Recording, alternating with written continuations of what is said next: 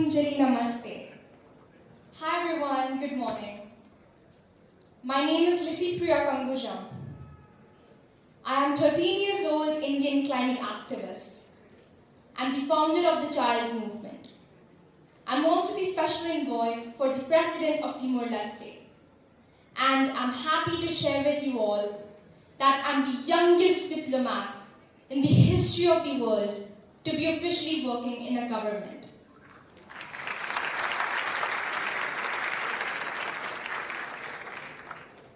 You see, I was born in Manipur, which is a small, beautiful northeastern state of India, bordering Myanmar.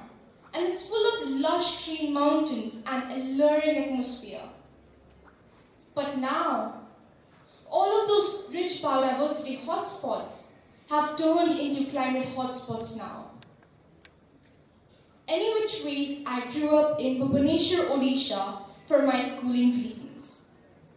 And my life was hit by Cyclone Titli in 2018 and Cyclone Fani in 2019. And during those two cyclones, for those 2 consecutive years, as a child, as a toddler, I saw in front of my very own 2 eyes all its devastating impacts. You see, children were losing their homes, innocent people were losing their lives, and children were losing their parents. And I couldn't sleep, I couldn't even take my food, I couldn't even drink water. And while we're coming to the part of Odisha, I would like to ask you all if you can recognize this girl, this young woman. Have you ever seen her? Do you know what her name is? Do you recognize her? No. So well, let me tell you who she is. Her name is Kunisikaka. Her name is Kunisikaka. She is a brave, resilient young woman who belongs from Odisha in a small district. And the thing is, big companies and people in power are trying to do mining of the bauxite, or as you know, aluminum ore in her village, in her forest. And the thing is, for over a decade, she has been fighting, she has been raising her voice in order to protect her village, her forest and land rights. And when I heard a story for the first time, she inspired me a lot, and now she is my inspiration.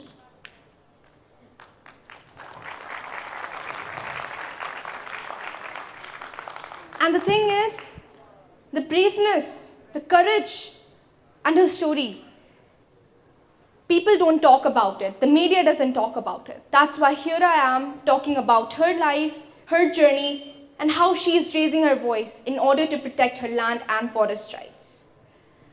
Any which ways, after continuing, after facing the 2 cyclones, Cyclone Titli and Fani in Odisha, I moved to Delhi in 2019. And then again, I faced the intense heat waves and the high air pollution level in Delhi. You see, we the school children are facing all these environmental issues, all these climate crises in the very front lines. We can't even breathe properly. It is impacting our health. And you see, after facing all such environmental issues in such a young age, in such a young life, it turned me into a child climate activist.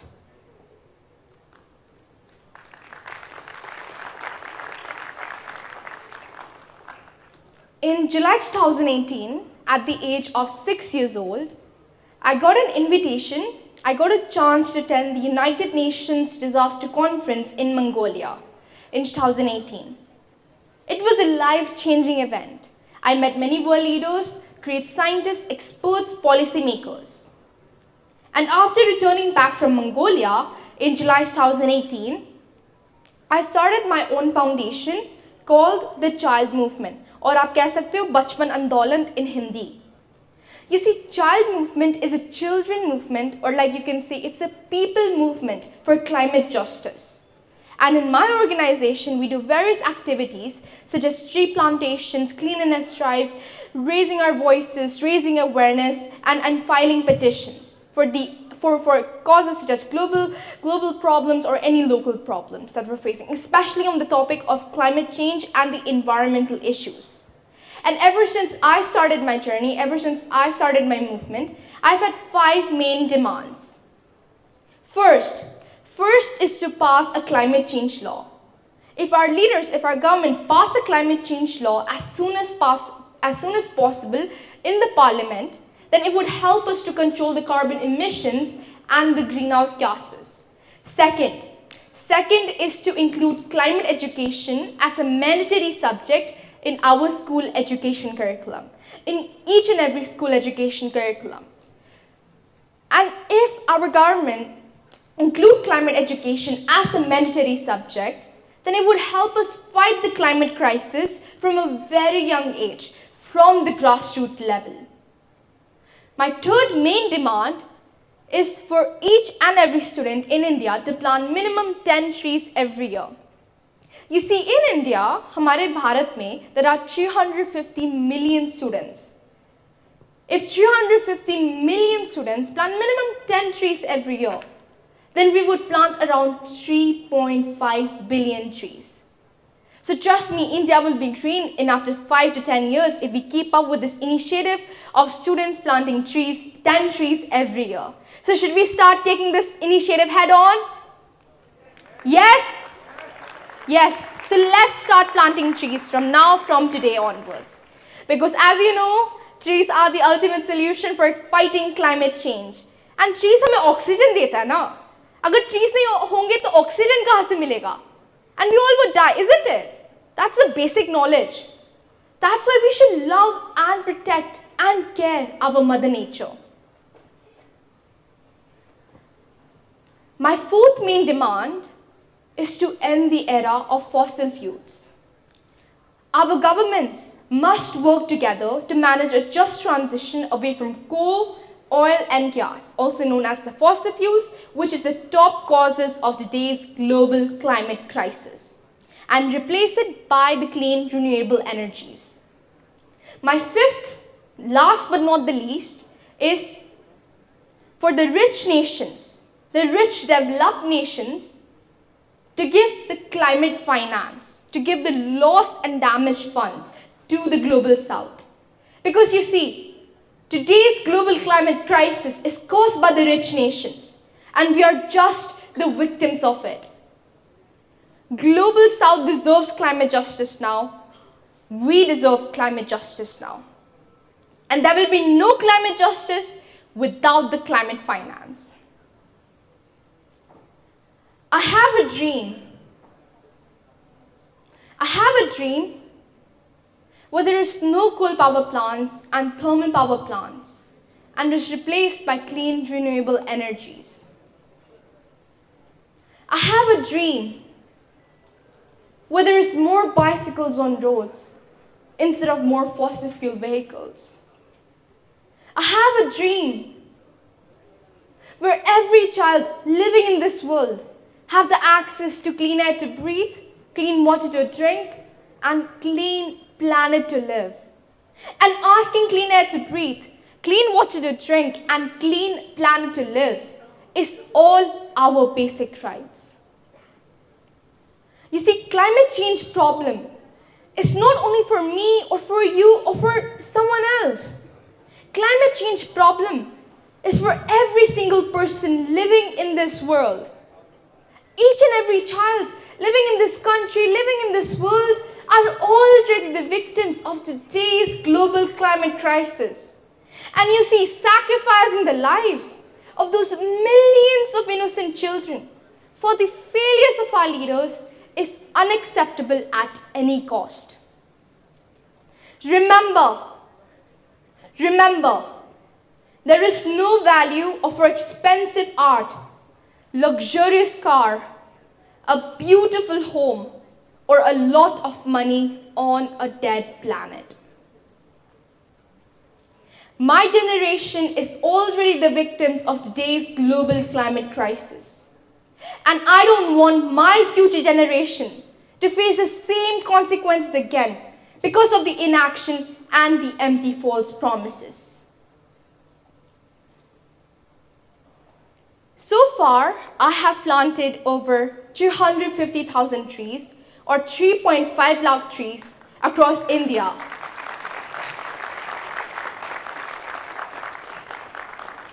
With my initiative called Monday for Mother Nature. It's where students, children, youth, a lot of activists and a lot of people join hands together and do tree plantations every week on every Monday with the mission to plant 1 million trees every year.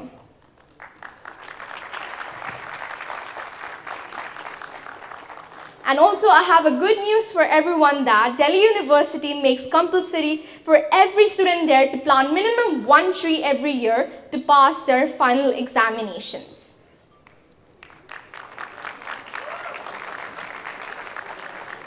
So if they don't plant a tree, they won't pass their final examinations. That's the rule they made, isn't it? So let's start planting a tree right now, even if there's examinations or not, isn't it? Because again, trees are the ultimate solution for fighting climate change. And as I mentioned, climate education has been one of my main demands ever since I started my journey. You see, I received letter from the Rajasthan and Gujarat government and many other states of India that they are going to include climate education as a mandatory subject in their school education curriculum. So from 0 to over 150,000 schools or 1.5 lakh schools are now studying climate education as a mandatory subject in their school education curriculum after my request. And now many, even America and many European countries have also started teaching climate education in their school education curriculums. You see, on 15th of October 2020, as you can see in the picture behind, I protested. I spent a night protesting in front of the President House of India, or you can say Rashtrapati Bhavan, jo hamare Delhi mein hai na. I spent a night there protesting because of the air pollution that we are facing in Delhi. Because we can't take it anymore. It's impacting our health. As I mentioned before, we the school children are going to school every day. And then later what happened was, on 18th of October 2020, I was detained by the Delhi police. As you know, full of strict laws and regulations, right? And even protesting isn't allowed. But I still continued. And then later, after a few weeks, finally, on 18th of October 2020, the President of India signed an ordinance to curb Delhi's high air pollution level.